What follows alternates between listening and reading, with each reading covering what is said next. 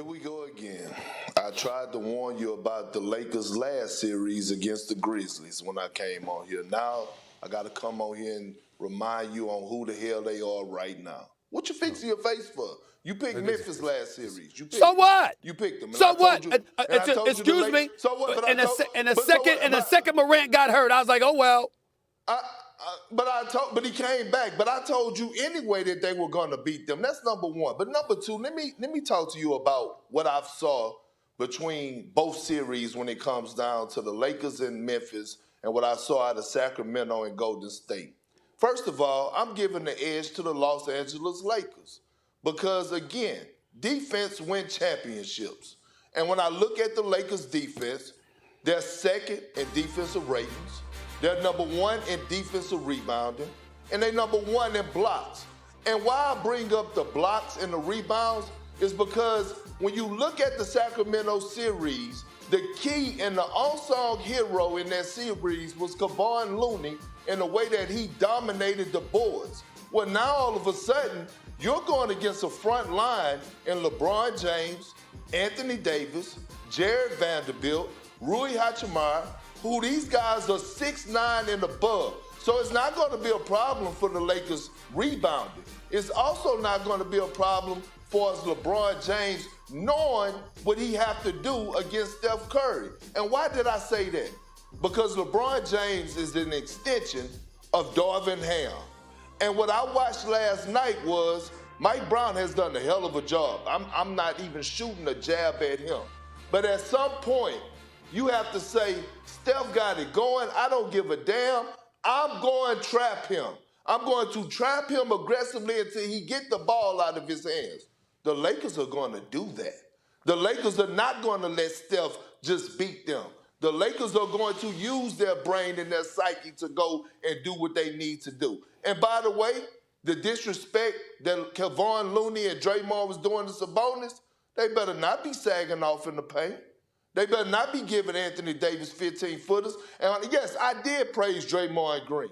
To wrap it up real quick, I did praise Draymond about his defense, and rightfully so. But you know who else I need to praise? Anthony Davis. You was at the game the other night. You seeing how he embracing the center role. You watching how he's anchoring that defense and throwing everything into the second row of the Crypto.com arena. Blocks yeah, he's doing his thing. He's doing his thing, and he's doing what we've been wanting him to do for so long, and that's being a dominant force on the defensive end. So when I look at D'Angelo Russell and I look at Austin Reeves, I'm looking at the Lakers and I'm saying they actually got the offensive firepower to go back at them. So I do give the Lakers the edge in this series. And by the way, LeBron is going to destroy Andrew Wiggins. So when I tell you that LeBron James actually have the recipe on knowing how to trap him, being under Ty Lue, by the way, one of the assistant coaches that's over there under Damon Jones, who was actually on that bench, you don't think they're going to bring that into the locker room? You don't think that they're smart enough to adjust and to know? It's a reason that Andre Iguodala had those shots. They lost it's a that reason series, Oh, my Perk. God. They lost Listen, that series. I understand They 1 and that 3, because Perk. Andre Iguodala had to make shots. Just relax. I understand they won the series. I'm not talking about that. I'm alluding to the point where Legs was saying about the offense and the trapping. Follow me here. We're going to a whole nother direction. You can't effectively trap him because they'll beat you if you do that. That's what I'm saying. You can't effectively trap. You can make any player give the ball up. What I'm saying is they beat you because of that. This is what I'm saying. Last night, what I'm saying is that we watched Klay Thompson, didn't have it going. Jordan Poole didn't give them nothing, meaning that 50 ball that Steph had to drop last night, they needed every bit of it.